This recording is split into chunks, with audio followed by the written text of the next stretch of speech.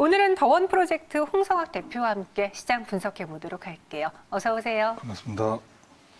네, 안녕하세요. 네. 요즘 시장의 관심사는요, 물론 디커플링 모습을 보이고 있긴 하지만 그래도 뉴욕 증시가 얼마만큼 오르고 빠졌느냐 이게 초미 관심사거든요. 네. 실제로 지난주 금요일은 무려 9에서 10% 폭등을 했습니다. 근데 오늘은 금리 인하를 정말 비컷 했음에도 불구하고 미 선물이 5% 하한가까지 가면서 거래 정지되는 좀 이상한 모습을 보여줬어요. 지금 뉴욕 증시 어떤 상황인지부터 한번 짚어볼게요. 대부분의 네. 우리나라 주식 투자자분들은 지난주 금요일 날 미국 시장의 급등 그리고 트럼프 대통령의 이제 긴급 자금 500억 불 지원 등등의 이유로 주말 동안 기대를 굉장히 많이 하셨을 거예요. 네. 그리고 오늘 아침 저희 장 시작 전에 개장 전에 기습적으로 연준에서 제로금리 발표와 더불어서 7천억 불의 양적 완화를 발표했습니다. 네. 그러니까 개장 전에 일어난 뉴스로 인해서 이제 다들 오늘 아침 우리 시장은 급등할 것이다라고 생각을 했는데 네. 웬걸 장 시작 전에 이미 미국 시장 선물 시장은 5% 가까이 하락하는 양상들 보였죠. 네. 중요한 것은 지금 현재 미국 연준에서 진행되고 있는 어떤 일련의 과정들은 지난 2008년 금융위기가 발생했을 당시의 사항들을 우리가 한번 추스려 볼 필요가 있는데 네. 2008년도 실질적으로 금융위기가 발생해서 리먼 브러더스로부터 시작한 서브프라임 모기지 사태, 그 시장의 충격이 실질적으로는 2008년 6월 정도부터 이제 시장의 하락이 시작됐고요. 네. 본격적인 하락은 이제 10월 달에 이제 급격한 하락을 맞았죠. 우리 시장도 마찬가지였고요. 그때 시장의 하락이 한 달 정도 진행되고 다우지수 기준으로 마이너스 한 33% 네. 하락한 후에 연준에서 이제 양적 완화를 발표했습니다. 그때 당시에 11월 25일 다우지수는 11월 21일 한 7,000포인트 정도에서 바닥을 찍고 돌려주는 어떤 상태에서 기대감이 발생됐었죠. 이제 뭔가 액션을 취할 것이다.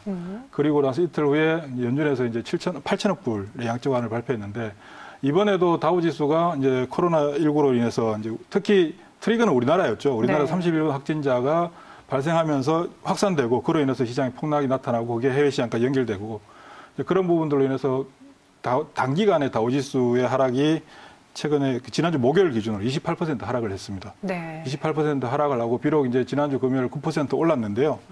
연준이 기습적으로 오늘 아침에 우리 시간으로 오늘 아침 발표했던 가장 큰 이유는 무엇일까 생각해 본다면 그러니까요. 지난주 금요일 상승을 계속해서 이어가길 바라는 마음이 큰 거죠. 왜냐하면 지금 현재 코로나19로 인해서 시장의 폭락이 계속해서 이어지는 상태에서 네. 실질적으로 행위는 코로나19이지만 코로나19보다 더 무서운 것은 뭐냐면 금융시장에서 투자하고 있는 각각의 투자 기관들, 소위 말하는 펀드들이라고 할 수 있겠죠. 펀드들의 연쇄적인 도산이 발생할 수 있거든요. 맞습니다. 그러니까 특히 레버리지를 20배 이상씩 사용하고 있는 헤지펀드들 같은 경우는 네. 지금 현재 원유 가격 급락으로 인해서 원유 자산뿐만 아니라 다른 상대적으로 덜 빠진 자산들을 처분해야 되는 어떤 그런 상태, 그런 부분들이 금 가격까지도 하락하게 만드는 상황인데 중요한 것은 이런 어떤 상황들을 일순간에 상쇄시키고 시장을 터닝을 시키려면 지난주 금요일 날 상승했던 부분보다 추가적으로 더 올라준다면 시장이 매물화될 수 있는 단기 매물화될 수 있는 부분들을 없애주게 되거든요. 네. 그런 부분들에 대한 연준의 생각이 좀 더 빨랐다라고 생각을 하고요. 근데 시장은 왜 급격한 하락을 보이느냐, 선물 시장은. 네, 그러니까 너무 빨리 해서 그만큼 힘든가라고 이게 받아들이는 시장에서 예상했던 시기보다 지금 현재 이틀 빨리 발표를 했는데 이틀 네. 빨리 발표하다 보니까 시장에서 어떻게 받아들이냐면 이게 생각보다 더 위험한 상황이구나. 그런데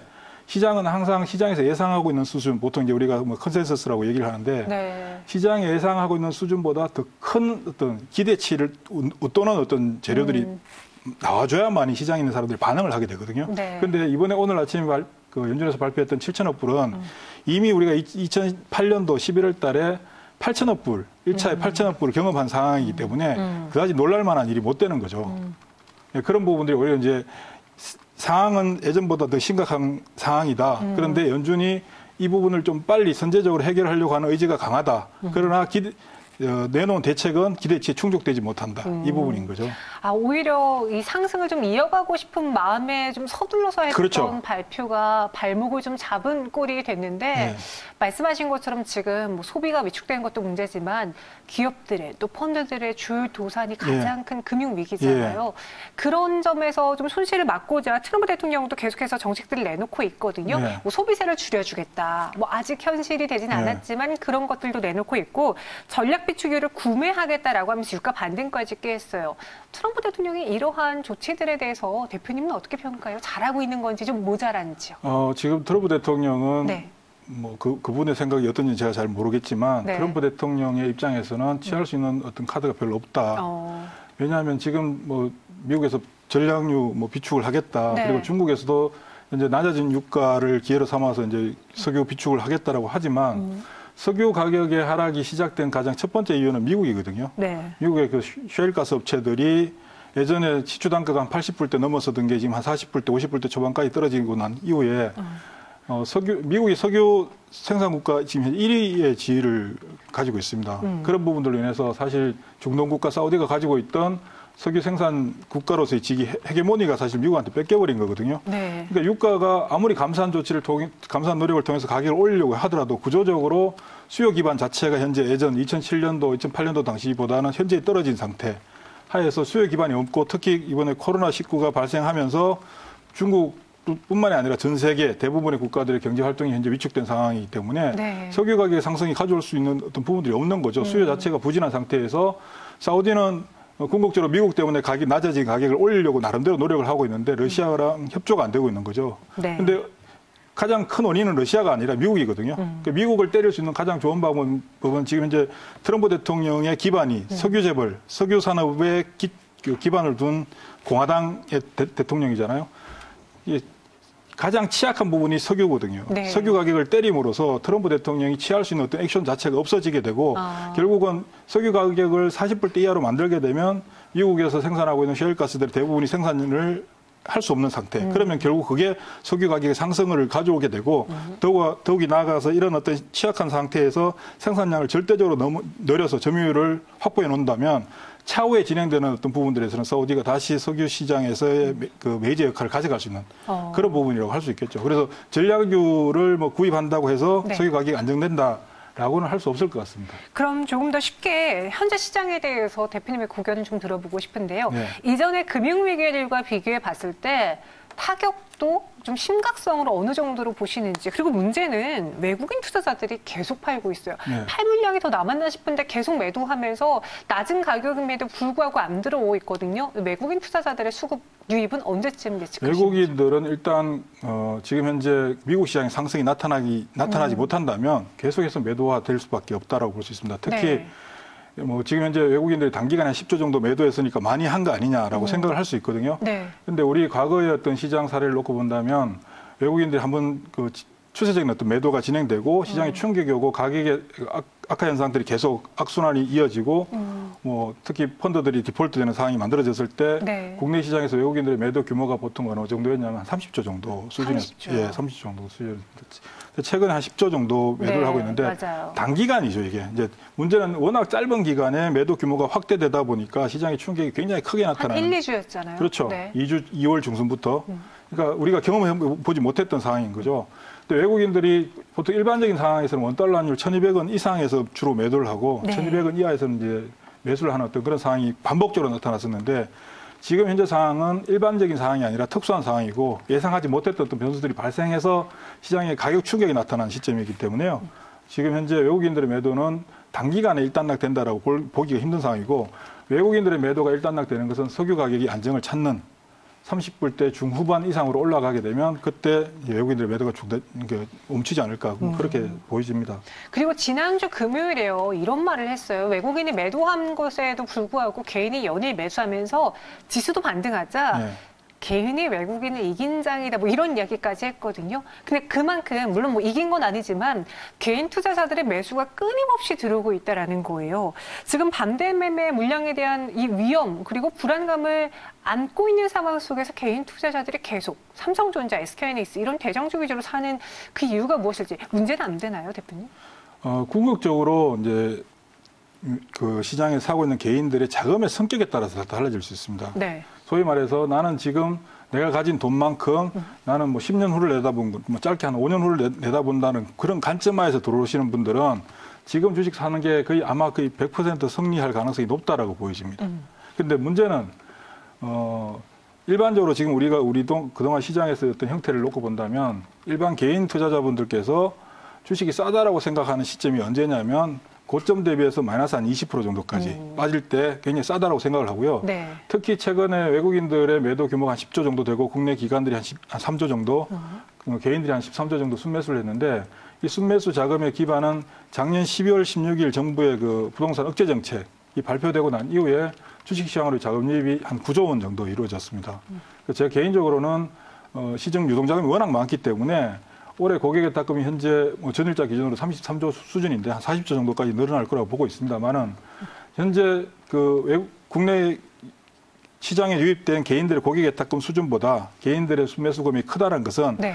개인들도 레버리지를 사용하고 있다는 거고요. 그리고 일반적으로 보면 개인들이 공포감을 나타내는 시기가 보통 고점에서 30% 이상의 하락이 나타날 때 공포감을 느끼고요. 네. 30% 이내에 빠질 때는 굉장히 싸다라는 생각을 가지게 됩니다. 특히 어떤 기준으로 싸다라고 생각하냐면 기록했던 고점 가격 대비해서 10% 빠지거나 20% 빠지면 굉장히 싸다라고 생각을 하고요. 네. 그리고 또 하나는 내가 산 가격이 기준 가격이 되거든요. 내가 산 가격 대비해서 현재 가격이 낮으니까 그렇죠. 싸다라고 맞아요. 생각을 하는데요. 네.